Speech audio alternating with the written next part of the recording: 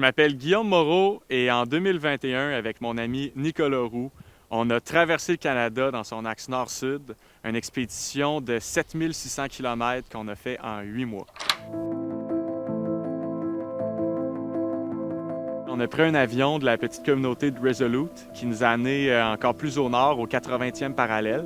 Et de là, on a commencé à skier une banquise bien gelée, à des températures là, autour de moins 30, moins 35. Je viens de découvrir mon sac de couchage. Il est tout l'intérieur est complètement gelé. Alors, on traîne le tout ce qu'on a besoin pour être autonome, que ce soit la tente, notre linge, mais surtout la nourriture. C'est ça qui est très lourd, parce qu'il faut comprendre qu'on mange environ 7000 calories par jour pour être capable d'avoir l'énergie, justement, là, de fournir un effort physique soutenu toute la journée dans des conditions aussi extrêmes. Alors, nos traîneaux, ils pesaient là, au tout début pas loin de 300 livres. Et ça, il faut tirer ça, justement, là, sur la glace. Qui, elle, est très froide, donc comme du papier sablé. Et c'est encore pire lorsque la banquise devient morcelée. Il a recommencé à faire moins 30 avec du vent toute la journée. On est vraiment pété, là. On est vraiment au bout de nous autres, là.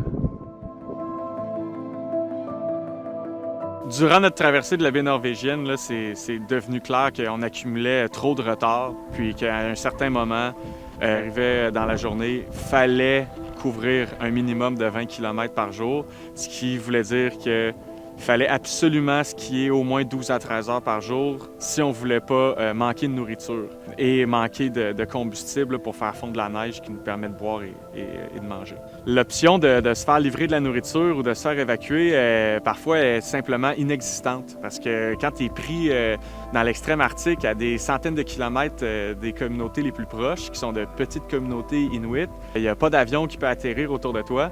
Se faire évacuer, c'est extrêmement complexe.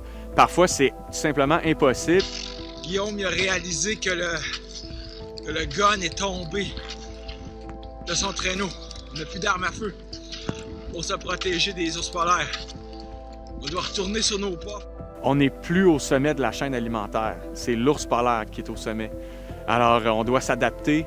C'est arrivé une fois, lorsqu'il était rendu là, 11 h le soir, il y avait encore 4 ours polaires qui rôdaient autour de la tente.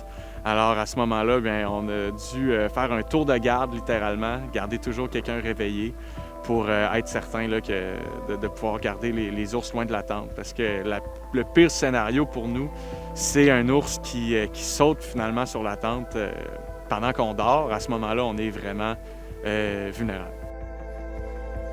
Finalement, ensemble, en travaillant en équipe, on a trouvé des solutions et on s'est adapté. Ça résume les premiers 40 jours de l'expédition. On venait de couvrir environ 800 km d'une expédition de 7600 km. Alors, on était loin d'être au bout de nos peines là, à ce moment-là.